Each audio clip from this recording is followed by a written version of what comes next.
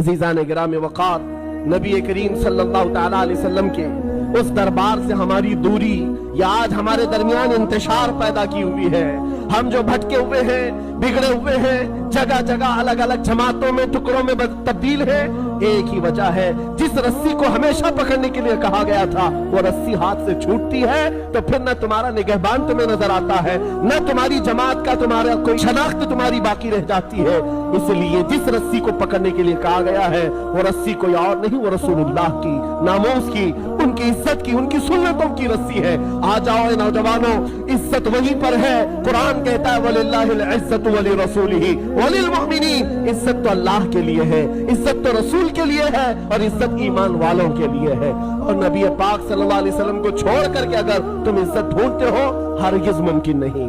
آبروئے ماں سنام مصطفیٰ، تم قریشی بھی ہو، مکی بھی ہو، مدنی بھی ہو، حجازی بھی ہو، تم اوس کے بھی ہو، تم خزرج کے بھی ہو، تم حبشے کے بھی ہو، تم روم کے بھی ہو، تم سید بھی ہو، تم انصاری بھی ہو، یہ سب نسبتوں کو مٹا دو، بلا دو، ایک نسبت پر جینا موت تک، اور وہ نسبت ہے اسلام کی۔ وَلَا تَمُوتُنَّ إِلَّا وَأَنْتُمْ مُسْلِمُونَ وَاعْتَصِمُوا بِحَبْلِ اللَّهِ جَمِيعًا، اور اللہ کی رسی کو مضبوطی سے تھامے رہو۔ وَلَا تَفَرَّقُوا، اور الگ الگ فرقوں میں، الگ الگ جماعتوں میں، الگ الگ گروہوں میں مت بٹ جانا۔ آپس کی پھوٹ رائے کے اختلاف کی وجہ سے کبھی نہیں ہوتی، مسلک کے اختلاف کی وجہ سے بھی کبھی نہیں ہوتی، الگ الگ جماعتوں اور اداروں سے تعلق کی وجہ سے بھی کبھی نہیں ہوتی۔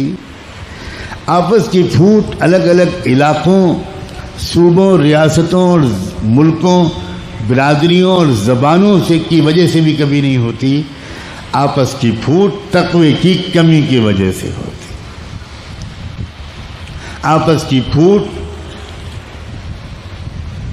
اپنے نفس پر قابو نہ ہونے کی عادت کی وجہ سے ہوتی ہے، بدگمانی کی وجہ سے ہوتی ہے، غیبت کی وجہ سے ہوتی ہے، حسد کی وجہ سے ہوتی ہے، دل کے ان مہلک برائیوں سے صاف نہ ہونے کی وجہ سے۔ یہ ہے کہ دوستوں، یہ امت بہت مشقت سے بنی ہے۔ اس امت کو بنانے میں رحمت دو عالم صلی اللہ علیہ وآلہ وسلم نے اور حضرات اہل بیت نے، ازواج مطہرات نے، بنات رسول نے، اللہ کے رسول کے عظیم نواسوں نے، خاندان نبوت نے اور صحابہ اور صحابیات نے بہت مشقتیں اٹھائی، بہت پاپڑ بیلے، بڑی قربانیاں دیں، مگر شیطان کی یہ مستقل کوشش ہے جو آج کل اپنے آخری انتہا کو پہنچی ہوئی ہے۔ اور وہ کوشش کیا ہے کہ کسی طرح ہماری اس پیاری امت محمدیہ کے ٹکڑے۔ ہمارے اس دور میں فلسطین سے بڑی کوئی مثال دی جا سکتی ہے؟ آپ کو معلوم ہے کہ 7% زمین فلسطین کی اس پر یہودی قابض تھے، یعنی 1947-48 کے آس پاس۔ دھیرے دھیرے ظلم اور زیادتی کا بازار گرم ہوتا رہا، برطانیہ نے انہیں الاٹ کی تھی زمین، اور دھیرے دھیرے دوسرے لوگوں نے بھی اس کو اسپانسر کیا، اور امریکہ آج دنیا کا سب سے بڑا اسپانسر ہے ان کے لیے۔ یہ عیسائیوں اور یہودیوں کی دشمنی آپس میں ہے، لیکن وہ آج ایک ہو چکے ہیں، اور ہم حنفی اور اہل حدیث ایک نہیں ہو سکتے، ہم بریلوی اور دیوبندی ایک نہیں ہو سکتے۔ انہوں نے دیکھا کہ ہماری یہودیت میں کوئی چارمنگ نہیں بچی، اور انہوں نے سمجھا کہ ہماری نصرانیت میں کسی کو کوئی دلچسپی محسوس نہیں ہوتی، اس لیے کہ وہ سب جانتے ہیں کہ انہوں نے اللہ تعالیٰ کی کتاب میں تحریف کر کے اپنے مفادات کے مطابق لکھ رکھا ہے۔ تو آج ان کے ہاں نہ ایمان ہے، نہ انصاف ہے، نہ اخلاق ہے، نہ سینس آف رسپانسبلٹی ہے، نہ انسانیت کو دینے کے لیے کچھ ان کے پاس مواد ہے۔ تو انہوں نے کہا کہ ہم آپس میں لڑتے رہیں گے تو یہ جو اسلام آ رہا ہے اس کا مقابلہ کیسے ہو سکتا ہے؟ اس لیے عیسائیوں نے یہودیوں کا گناہ معاف کر دیا جو انہوں نے حضرت عیسیٰ علیہ السلام کو سولی پر لٹکا کر کے جرم کیا تھا، وہ ایک ہو گئے۔ لیکن آج ہمارے درمیان مسلکی تشدد باقی ہے، یہ امت ایک امت نہیں ہو پاتی۔ ہمارا اللہ ایک ہے، ہمارا رسول ایک ہے، ہمارا کلمہ ایک ہے، ہمارا قرآن ایک ہے، ہماری شریعت ایک ہے، ہمارا مرکز توحید ایک ہے، ہم سب ایک ہیں۔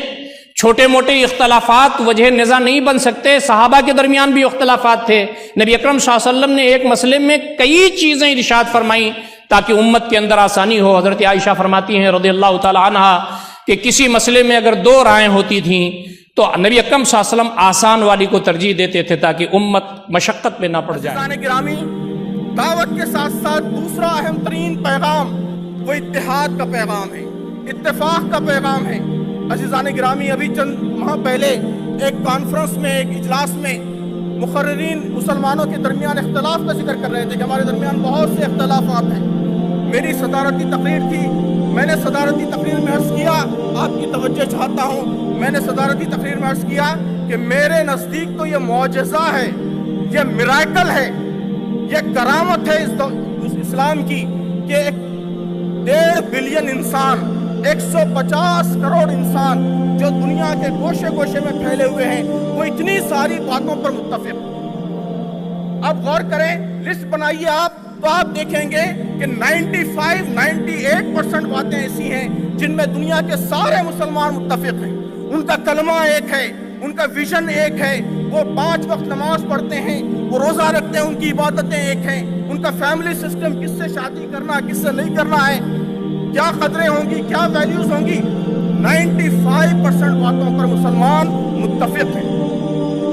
بس 2-3% جزوی ذیلی باتیں ہیں جن پر ہمارے درمیان اختلافات ہیں۔ یہ اسلام کی کرامت ہے، یہ اسلام کا معجزہ ہے۔ اسلام کے علاوہ دنیا میں کوئی اور نظیر آپ پیش نہیں کر سکتے کہ اتنی بڑی آبادی اتنی ساری باتوں پر ایک زبان ہو، متفق۔ یہ ہماری طاقت ہے، یہ ہماری قوت ہے، یہ اللہ تعالیٰ کی بہت بڑی دین ہے، ہمیں اس کی قدر کرنی چاہیے۔ ان 2-3% اختلافی باتوں کو بھولنا چاہیے۔ جو 98% باتیں جن پر ہم سب متفق ہیں، ان کو اپنا فوکس بنانا چاہیے، ان پہ توجہ دینی چاہیے، ان کو لے کر ہمیں کوشش کرنی چاہیے۔